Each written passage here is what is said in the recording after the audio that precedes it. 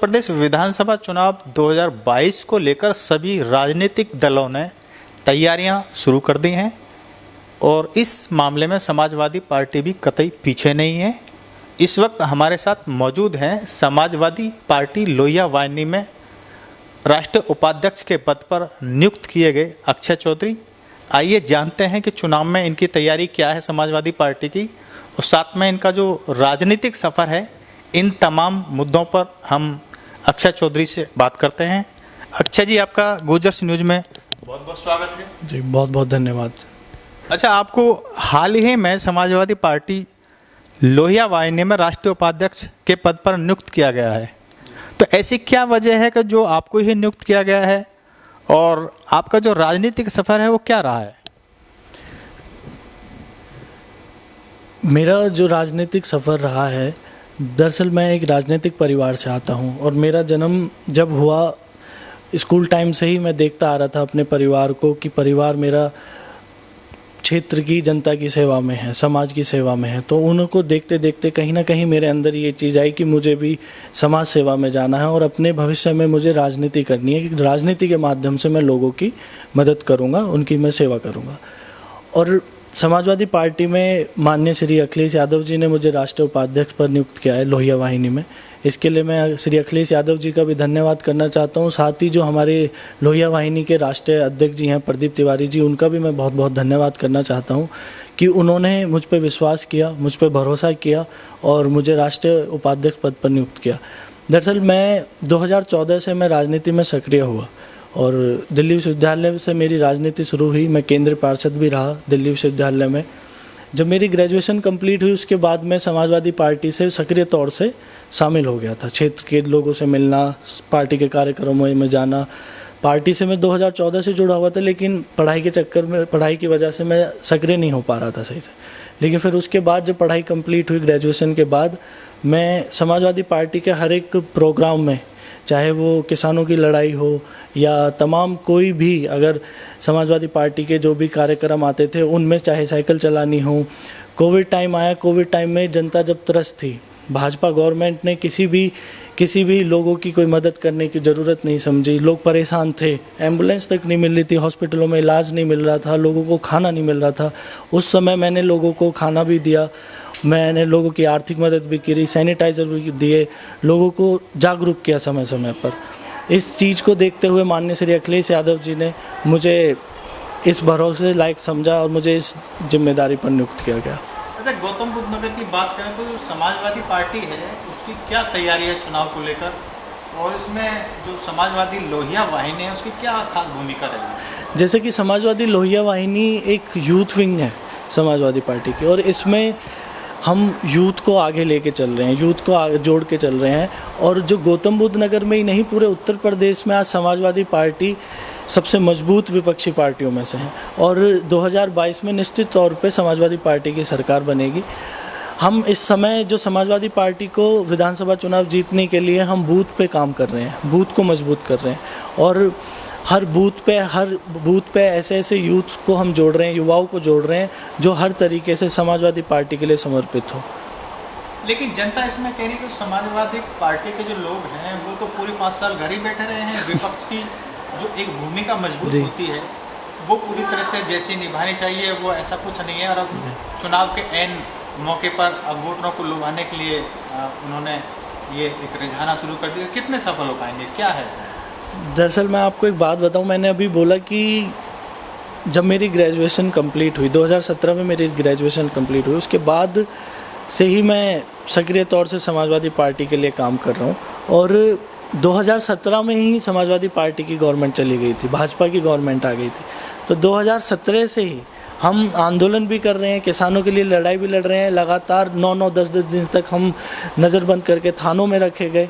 लगातार हम जो भी कोई कार्यकर्ता हो या कोई आम जनता हो, किसी को भी कोई अगर किसी के साथ उत्पीड़न हो रहा है, हम उसकी लड़ाई लड़ रहे हैं, निरंतर लड़ाई लड़ रहे हैं। चाहे हम अपने ज़िले की बात करें या पूरे प्रदेश की बात करें, अगर आप भी सोशल मीडिया पे चेक करेंगे, सोशल मीडिया मैं इसलिए बोल रहा हूँ क्योंकि भाजपा वालों ने कहीं ना कहीं जो गोदी मीडिया है, जिन मीडिया को वो खरीद सकते थे, खरीदने के बाद जो विपक्षी पार्टियों के काम है, जो जनता के लिए विपक्षी पार्टी काम कर रही है, जो जनता के लिए लड़ाई लड़ रही है, सरकार के खिलाफ लड़ाई लड़ रही है, जिससे जनता परेशान है, वो सारी चीज़ें मीडिया में आती नहीं, प्रचार में आती नहीं, अखबारों में छप नहीं पाती। इस वजह से शायद आप ये सवाल उठाने में तो आपको आसानी हुई कि हम लोग कुछ काम नहीं कर रहे, लेकिन ऐसा नहीं है। सबसे ज़्यादा कोविड के समय में भी अगर किसी पार्टी ने काम करा है तो वो समाजवादी पार्टी के नेताओं ने और कार्यकर्ताओं ने काम करा है। सबसे ज़्यादा जो रसोई घर चले समाजवादी पार्टियों की। जनता ये कह रही है कि जो समाजवादी पार्टी के मुखिया अखिलेश यादव हैं जी, वो सिर्फ एसी कल्चर की राजनीति कर रहे हैं जी। ट्विटर पे उन्होंने ट्वीट किया जी या बयान दिया जी, लेकिन उनको पूरे 5 साल में सड़क पर उतरते हुए नहीं देखा जनता का, ये कहना। अच्छा, मैं आपसे एक बात पूछना चाहता हूँ कि जैसे अभी आप समाजवादी पार्टी के लिए पूछ रहे हैं कि 5 साल कुछ नहीं किया, शांत बैठे रहे, 5 साल कुछ नहीं किया, साथ में फिलहाल गवर्नमेंट है भाजपा की, प्रदेश में भी भाजपा की गवर्नमेंट है, केंद्र में भी भाजपा की गवर्नमेंट है। हमें फ़िलहाल आज उनसे सवाल करना चाहिए कि आप लोग जनता के लिए क्या कर रहे हैं। अगर हम तो विपक्ष में हैं, हम सरकार में नहीं हैं, अगर हम कुछ नहीं भी करेंगे तो एक बार को चल जाएगा। अगर हम जनता के लिए कुछ नहीं करेंगे चल जाएगा, लेकिन सरकार का दायित्व बनता है कि वो जनता के लिए कुछ करे। दूसरी बात मैं उस पर आता हूँ, सरकार तो सत्ता में है जी, तो वो तो अपनी उपलब्धि बता रही है। बिल्कुल, मैं उनकी उपलब्धियां भी आपको बताऊंगा। तो दूसरी बात, विपक्ष हम ये पूछते हैं कि भाई ये उपलब्धि जो है जी, क्या वाकई सही है या हवा में है। दूसरी बात, मैं जो आपने पहले सवाल किया मैं उसका जवाब दे देता हूँ कि समाजवादी पार्टी के लिए जैसे अभी आपने बोला कि 5 साल कुछ काम नहीं किया और अब चुनाव आने पर वो सब लोगों के सामने है, ऐसा नहीं है। समाजवादी पार्टी निरंतर लोगों के लिए काम कर रही है, लड़ाइयाँ लड़ रही है, चाहे कहीं भी किसानों की बात हो, रोज़गार की बात हो, महंगाई की बात हो या विकास के मुद्दों की बात हो, कभी पीछे नहीं हटी। चाहे सरकार में समाजवादी पार्टी ना हो लगभग 4 साल से, लेकिन लोगों की लड़ाई लड़ते आ रहे हैं, निरंतर लड़ाई लड़ते। अच्छा, केंद्र में भी भाजपा की सरकार है जी, यूपी में भाजपा की सरकार है। भाजपा सरकार ये कह रही है कि किसानों की आय दुगनी हो गई है जी, ठीक है, और इसके अलावा जो किसान है वो पिछले उस पर सड़क पे है जी। इसके बारे में आपका क्या कहना है? क्या देखिए, इसका सबसे मतलब जो दावा कर रही है सरकार उसके अनुसार क्या किसान वाकई उसकी आय दुगनी हो गई है, और किसानों की जो समस्या है वो कितनी हद तक जो ज्वलंत है? देखिए, इसका सीधा सबसे आसान मैं जवाब दूँ तो आप देख सकते हैं कि हमारे किसान भाई जो हमारे देश के जो अन्नदाता हैं, जो देश की रीढ़ मानी जाती हैं, वो लगभग 10 महीने से आंदोलन पे बैठे। तो इस चीज़ से ही आप समझ सकते हैं कि अगर किसान संतुष्ट होते, आय बढ़ती, तो किसान धरना प्रदर्शन नहीं कर रहे होते। वो अपने घर परिवार को लेके, अपने बच्चों को लेके यहाँ ऐसी तपती गर्मी में और कड़कती ठंड में वो आंदोलन पे बैठे हैं लगभग 10 महीने से। अगर सब चीज़ किसानों के फेवर की जाती, आय बढ़ती, किसानों को इस सरकार से कोई दिक्कत नहीं होती, परेशानी नहीं होती, तो वो धरने पे क्यों बैठती और इतने लंबे समय तक। और आप इस बात का अंदाज़ा नहीं लगा सकते, और आप इस बात से खुद समझ सकते हैं कि एक लोकतंत्र में जिसको इतनी पूर्ण बहुमत से सरकार में आने का लोगों ने मौका दिया, वो आज उन किसानों की सुनवाई तक नहीं कर रही। कार्रवाई तो बहुत दूर की बात, उनकी सुनने को तैयार नहीं है। तो इस चीज़ से हम अंदाज़ा लगा सकते हैं कि ये सरकार कैसी सोच की सरकार है। बात यदि गौतम बुद्ध नगर की करें तो विकास के नाम पर आपका क्या कहना है? सरकार ये कह रही है कि पूर्ण रूप से विकास किया जा रहा है जी, जैसे कि जेवर एयरपोर्ट है, ये एक बहुत बड़ा प्रोजेक्ट है, तो इसके बारे में क्या आपका कहना है? अगर गौतम बुद्ध नगर में विकास की बात की जाए तो आप हर जगह भाजपा का विकास एक ही जगह देख सकते हैं, पोस्टरों पर। आपको जगह जगह पोस्टर मिल जाएंगे, ऐतिहासिक कार्य ये, ऐतिहासिक विकास ये।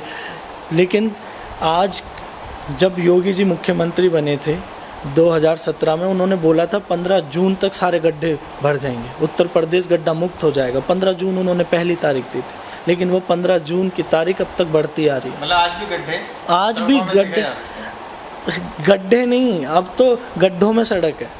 आप अगर चले जाएं, दादरी के साइड में चले जाएं, जेवर की साइड में चले जाएं, नोएडा के भी गांवों में चले जाएं, जो नोएडा एक हाईटेक शहर माना जाता है, जो पूरे उत्तर प्रदेश में सबसे टॉप का नंबर 1 का शहर माना जाता है, वहाँ भी। अच्छा, इन तमाम समस्याओं को लेकर समाजवादी पार्टी का क्या स्टैंड रहा, क्या संघर्ष? क्या है? चाहे किसानों की बात हो, चाहे विकास की बात हो, चाहे रोजगार की बात हो, चाहे महंगाई की बात हो, चाहे स्वास्थ्य सेवाओं की बात हो, चाहे शिक्षा की बात हो, सभी चीज़ों में भाजपा सरकार विफल रही है।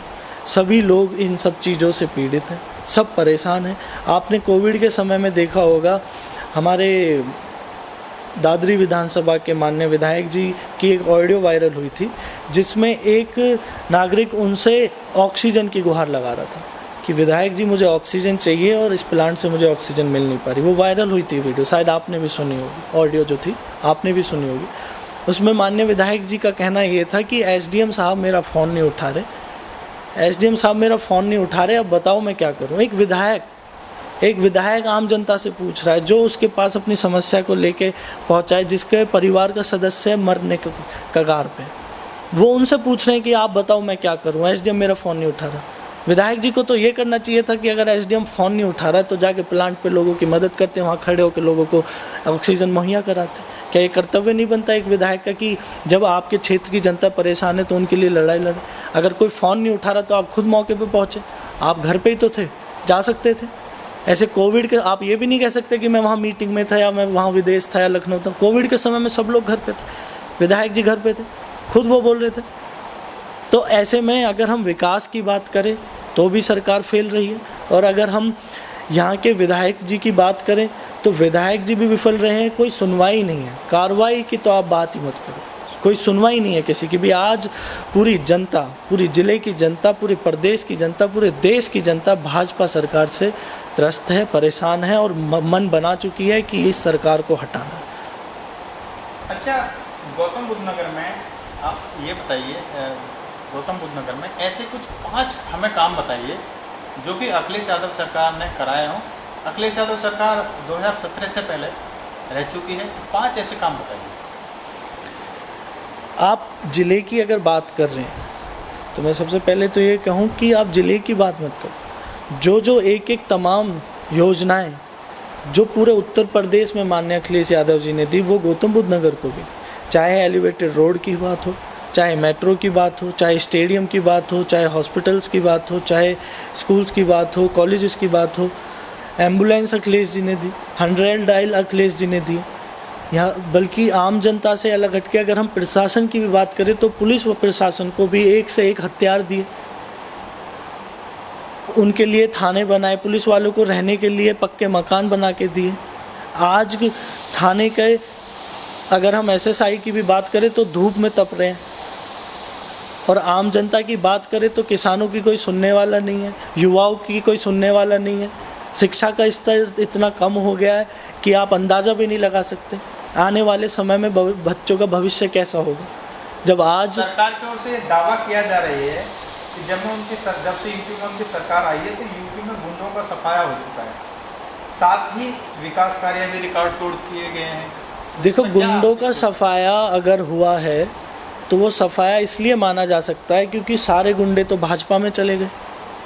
आज सबसे ज़्यादा गुंडे जो हैं वो भाजपा में, कोई गुंडा ऐसा नहीं है या तो भाजपा, बिल्कुल। अगर आप देखोगे तो अगर सेंगर साहब की बात हो या और भी काफ़ी लोग हैं, मैं सबके नाम नहीं लेना चाहता, लेकिन आज के समय में जब से भाजपा सरकार में आई हैं, जो दागी नेताओं का जो ग्राफ बढ़ा है सबसे ज़्यादा भाजपा का बढ़ा है। और ऐसा बिल्कुल भी नहीं है कि आप कह रहे हैं कि गुंडों का सफाया हो गया। सफाया सिर्फ इतना हो सकता है कि जो लोग भाजपा में पहले नहीं थे, वो अगर कहीं बदमाशी कर रहे थे, कहीं लूट कर रहे थे, डकैती कर रहे थे, वो अब भाजपा में चले गए तो वो शुद्ध हो गए, अब वो गुंडे नहीं रहे। वरना इसके अलावा भी अगर देखें तो आज भी अगर कहीं चोरी पहले अगर होती थी उससे कहीं ज़्यादा आज चोरी हो रही है, बलात्कार हो रहे हैं, महिलाओं को उत्पीड़न हो रहा है, माताएं बहनाएं सुरक्षित नहीं हैं। अच्छा, आप समाजवादी पार्टी लोहिया वाहिनी में राष्ट्रीय उपाध्यक्ष हैं, तो इसमें जो यूथ है उसको ज़्यादा से ज़्यादा लोहिया वाहिनी से जोड़ने के लिए आपके पास क्या एक नया प्लान है? देखिए, समाजवादी लोहिया वाहिनी कोई समाजवादी पार्टी से अलग नहीं है, ये समाजवादी पार्टी का ही एक हिस्सा है। और लोहिया वाहिनी से लोग जुड़े या समाजवादी पार्टी से लोग जुड़े, वो एक ही बात है। दूसरा, यूथ को जोड़ने के लिए अखिलेश जी ने एक नारा दिया है जो हमारा आजकल आपने भी सुना होगा, एक तो नई हवा है नई सपा है। अगर पुरानी कहीं ना कहीं कोई कुछ गलतियां अगर रही हैं तो उन चीज़ों को भूल कर, और हम आने वाले समय में कुछ अगर पुराने समय में कुछ गलतियां हुई उन सबको आने वाले समय में सुधारेंगे। ऐसा कभी ऐसी नई हवा है नई सपा और बड़ों का हाथ, युवाओं का साथ। इसका मतलब ये है समाजवादी पार्टी एक नए रूप में बिल्कुल जनता के बीच में है। बिल्कुल। और आज के समय में मैं मानता हूँ कि श्री अखिलेश यादव जी से बेहतरीन नेता, सबसे शिक्षित नेता कोई नहीं है, जिसका सिर्फ ना पूरे प्रदेश ना पूरे देश, पूरे विश्व में चर्चा है कि इतने कम समय में 5 साल के समय में इतना ज़्यादा कार्य किया, वो सिर्फ और सिर्फ अखिलेश यादव जी ने किया। अच्छा, सपा लोहिया वाहिनी के तो आप राष्ट्रीय उपाध्यक्ष बन गए हैं, क्या इस बार टिकट की दौड़ में आप हैं? जी, यदि है तो किस विधानसभा से? मैं दादरी विधानसभा से दावेदारी मैंने की हुई है जी। तो आपने दादरी विधानसभा ही क्यों चुना? क्योंकि दादरी विधानसभा में मेरा पैतृक गांव आता है, बिसरक गांव, तो मैं अपनी क्षेत्र की जनता से दूर नहीं जाना चाहता था। हाँ, वो बात अलग है, आज हमारे ज़िले में अगर माननीय सांसद जी की बात हो या नोएडा के विधायक जी की बात हो, वो बाहरी लोगों को लाके क्षेत्र की जनता पे थोप दे रहे हैं। अगर जनप्रतिनिधि बनेंगे भाजपा के, पंकज जी हो गए, महेश शर्मा जी हो गए, ये लोग बहुत दिन से यहाँ पे रह रहे हैं। बहुत दिन से रह रहे हैं, लेकिन हमारे यहाँ के तो नहीं है। अब मैं अगर समाजवादी पार्टी पूरे उत्तर प्रदेश में है और आने वाले 2024 में ये लड़ाई हम और मजबूती से लड़ेंगे और समाजवादी पार्टी को पूरे भारत देश में हम इसको मजबूत करेंगे। लेकिन फिर भी मैं दादरी विधानसभा से अगर चुनाव की तैयारी कर रहा हूँ तो सिर्फ और सिर्फ मैं इसलिए कर रहा हूँ क्योंकि मैं अपने क्षेत्र की जनता के लिए काम करना चाहता हूँ, उनसे जुड़ा रहना चाहता हूँ, उनसे दूर नहीं जाना चाहता। इसलिए मैं अपनी ही विधानसभा से तैयारी कर रहा हूँ। चाहता तो समाजवादी पार्टी पूरे प्रदेश भर में मैं कहीं से भी जाके तैयारी कर सकता था। ऐसी भी सीट हो सकती थी जहाँ से मैं आसानी से चुनाव जीत जाता। अगर पिछले रिकॉर्ड देखे जाएँ कि समाजवादी पार्टी की अभी तक यहाँ पे सीट नहीं निकली, अगर मैं ये सोच के बैठ जाता कि मुझे सिर्फ चुनाव लड़ना है, सिर्फ विधायक बनना है, तो फिर मैं पार्टी के लिए काम करता रहता और कहीं ना कहीं कभी जाके किसी विधानसभा से चुनाव लड़ लेता। अच्छा, दादरी विधानसभा क्षेत्र की जो मुख्य ज्वलंत समस्या वो क्या है, तो आपने उनके लिए जो निस्तारण के लिए क्या संघर्ष किया? अगर गौतम बुद्ध नगर की समस्याएं की बात करें तो सबसे बड़ी समस्या युवाओं के सामने रोजगार की है, दूसरा किसानों की है, तीसरा जब से भाजपा सरकार आई है उसके बाद लोगों के जो बिजली के बिल आ रहे हैं, लोगों के जो बिजली के बिल जो पहले 1000-1200 आते थे, आज कम से कम 2500 आ रहे हैं। और अगर कोई किसी कारणवश दे नहीं पा रहा या किसी के मीटर ख़राब हो गए, वो शिकायत दर्ज करा रहे हैं, एप्लीकेशन लगा रहे हैं, मीटरों को चेंज कर दो। उनके बिल बिजली विभाग में तो बन रहे हैं लेकिन घर तक नहीं जा रहे, जिस वजह से वो बिल नहीं दे पा रहे, उन पे लाखों रुपए की पेनल्टी लगाई जा रही। लेकिन ये समस्या तो लंबे समय से चले आ रही है, पहले सपा बसपा सरकार भी रही है, तब भी ये किसानों की समस्या तब से रही है और रोजगार की समस्या है। ये हालांकि औद्योगिक क्षेत्र है, लेकिन एक समय ऐसा भी था कि सरकार सपा की थी, बसपा की भी थी, तब भी यहाँ के जो लोकल बच्चे उनको टरका दिया जाता था। देखिए समस्याएं, आप विपक्ष में इसके लिए संघर्ष क्या किया आपने? देखिए समस्याएं आना कोई बड़ी बात नहीं, समस्याएं आती हैं, लेकिन समस्याओं के आने के बाद अगर उनका समाधान ना किया जाए तो फिर सवाल खड़ा होता है। और अगर आप पुराने समय की बात करें कि समस्याएं तो उस समय में भी रही थी, तो उन समस्याओं का उन सरकार ने हल किया, चाहे 64% मुआवजे की बात कर लें, चाहे किसानों का मुआवजा जो बढ़ा है उसकी बात कर लें। लेकिन आज के समय में समस्याएं हैं, भाजपा सरकार के सामने जनता अपनी समस्याएं लेके जा रही है, लेकिन उन समस्याओं का समाधान तो छोड़िए, सुनवाई तक नहीं है। अच्छा, यदि आपको दादरी से प्रत्याशी बनाया जाता है, क्या मुद्दों को लेकर जाएंगे जनता के बीच में, और क्या आपके जो मुख्य हैं वो क्या एक मेन वो रहेगी ताकि जनता आपको वोट दे? देखिए, मैं मानता हूं कि जब से भाजपा सरकार आई है और हमारे यहाँ के जो विधायक जी हैं, सांसद जी हैं, हमारे प्रदेश के मुख्यमंत्री जी हैं, इन सभी को ये सोचना चाहिए कि जिला स्तर पे क्षेत्र के लोगों को रोज़गार के लिए कंपनियों में आरक्षण मिलना चाहिए।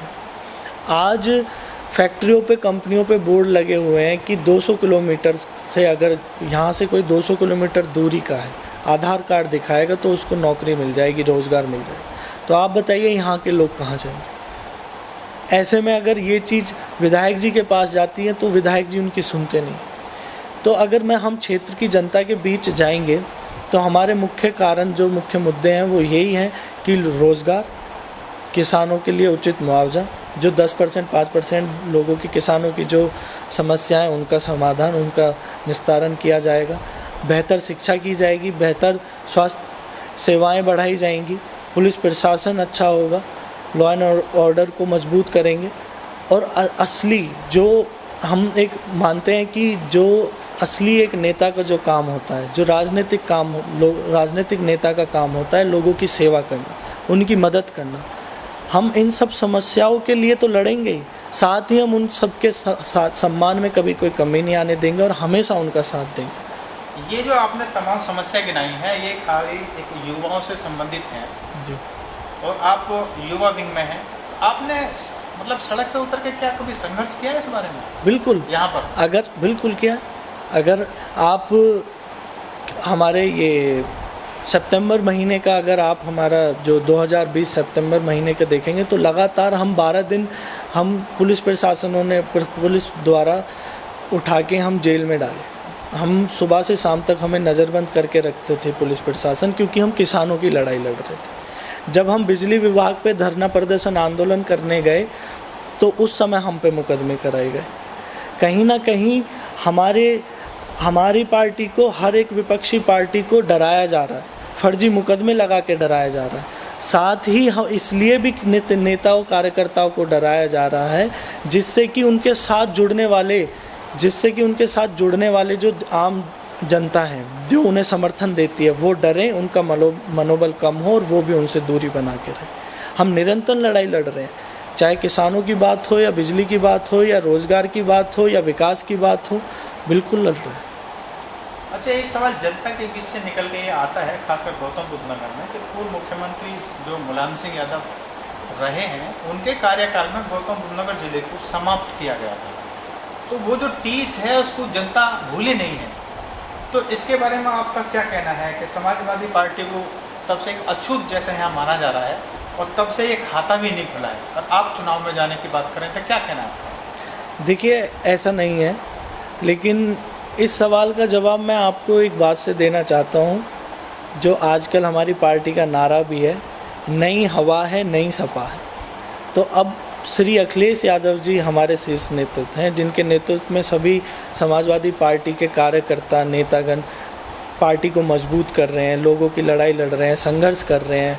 और मैं मानता हूँ कि अगर 2022 में श्री अखिलेश यादव जी मुख्यमंत्री बनेंगे तो निश्चित तौर पर पूरे उत्तर प्रदेश का विकास होगा, युवाओं का भी, बच्चों का भी, महिलाओं का भी, बुजुर्गों का भी, सबका सम्मान होगा, सबका भविष्य बेहतर होगा। गुजर्स न्यूज़ से बात करने के लिए आपका बहुत बहुत धन्यवाद। तो ये थे अक्षय चौधरी, समाजवादी लोहिया वाहिनी के राष्ट्रीय उपाध्यक्ष। इनका दावा है कि वर्ष 2022 में निश्चित अखिलेश यादव की सरकार आएगी और जो विकास के हवा हवाई के दावे किए जा रहे हैं उत्तर प्रदेश में भाजपा की योगी सरकार द्वारा, उसमें धरातल पर विकास कार्य होंगे। और इनका एक ये भी नारा है कि नई हवाएं हैं, नई सपा है, जो कमियां पहले रह गई थी उनको दूर किया जाएगा। बाकी आप बने रहिए खास खबरों के लिए गुजर्स न्यूज़ के साथ। धन्यवाद।